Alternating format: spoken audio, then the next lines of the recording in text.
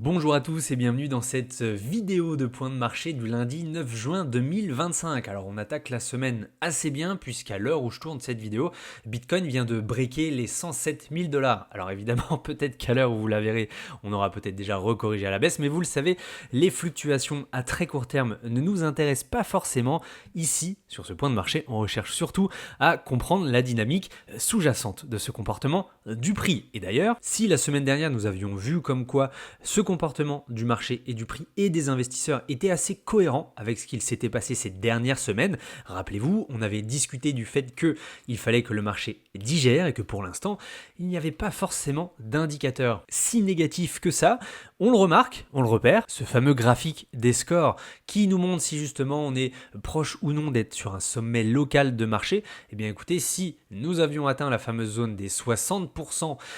voire 55% lorsque nous avions fait notre précédent ATH, on voit qu'il a très bien refroidi, qu'il s'est réinitialisé. Et écoutez, on avait potentiellement, et cela reste encore des probabilités, touché un point intéressant, peut-être un support. On voit que pour l'instant, le ratio rebondit, que le prix aussi. Donc pour le moment, c'est plutôt intéressant et pertinent de voir que nos analyses sont plutôt correctes. Du côté du Magic Band, vous savez, notre fameux indicateur qui nous permet de comprendre les moments clés pour entrer ou sortir des positions ici sur Bitcoin, évidemment. Et comme cela fait plusieurs jours que l'on discute de cela, on a vu un magnifique V-bottom qui s'est constitué sur BTC après ce qui s'est passé ces derniers jours et un retour sur les 100 000 $. C'est une situation qui, comme vous le voyez, on l'avait déjà observé ici entre octobre et novembre 2024, et c'est vrai que je me répète souvent, mais c'est très important de repérer les occurrences historiques, le nuage également bullish que nous avions vu début janvier 2024. Alors c'est intéressant puisque finalement, pour réatteindre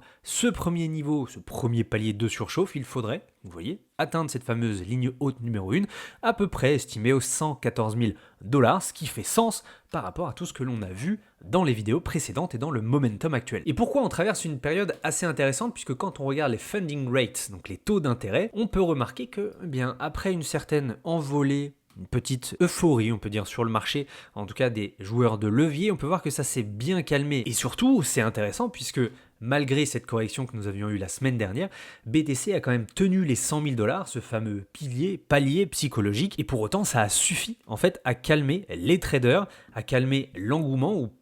cette potentielle surchauffe qui arrivait sur les marchés, en tout cas au niveau des funding rates. Et comme on le voit par le passé, si évidemment c'est un indicateur non directionnel, on ne sait pas si on va aller à la hausse ou à la baisse, ça promet en tout cas, après quelques jours voire semaines de réinitialisation, on peut voir qu'il y a un fort mouvement ensuite à venir, que ce soit à la hausse, à la baisse, et ensuite évidemment pour lancer une nouvelle jambe digne de ce nom, que ce soit encore une fois à la hausse ou à la baisse. Alors forcément, pourquoi, on l'avait vu, mais ce graphique on l'a jamais encore étudié ensemble, le MVOCD qui nous permet de voir évidemment le comportement de nos fameux détenteurs à long terme en fonction de leurs actions sur le marché. Ici, quand est-ce qu'ils sont plutôt dans une phase de conservation ou de distribution, comme on le voit lorsque les petites bandelettes rouges arrivent sur ce graphique. Bon, on n'était pas très loin forcément, proche du top de fin mai, mais cela explique aussi pourquoi, petite rétrospective de l'action du prix, on a cette consolidation, latéralisation, correction sur le prix du Bitcoin. Forcément, après pas mal de prises de profit, c'est normal de voir un marché un peu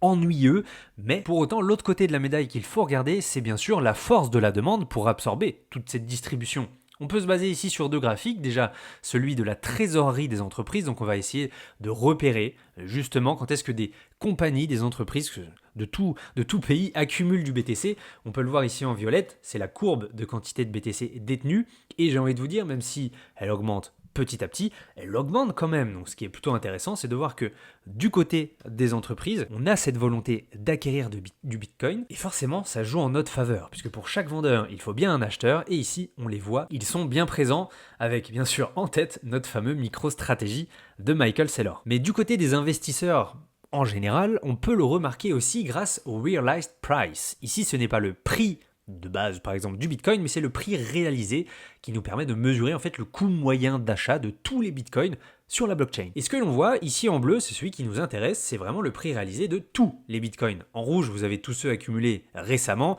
en vert depuis très longue durée, mais nous en bleu, on a vraiment envie de voir ce prix réalisé augmenter petit à petit, preuve qu'il y a des achats même sur ces niveaux-là, même au-dessus des 100 000 $, et donc que la demande est bien présente malgré un prix qui peut déjà paraître un peu élevé. Et forcément, cela peut nous permettre de rêver entre guillemets à une nouvelle jambe haussière qui pourrait arriver dans les jours ou semaines à venir. Et si jamais cela devait arriver, eh bien écoutez, il y a quand même une cible ou un indicateur qui m'intéresse particulièrement, qui a assez bien flashé les précédents tops, en tout cas de ce cycle 2023-2025, c'est bien notre Golden Ratio Multiplier, qui comme vous l'avez vu, avec deux bandes, on va dire, hautes, qui sont des niveaux de prix sur Bitcoin qui sont mathématiquement significatifs en fonction des multiples selon une moyenne mobile. Je ne vais pas rentrer dans le détail, mais vous le savez, comme vous le voyez, regardez, en mars, ou même ici en novembre-décembre 2024, il a su nous indiquer quand est-ce qu'il y avait un potentiel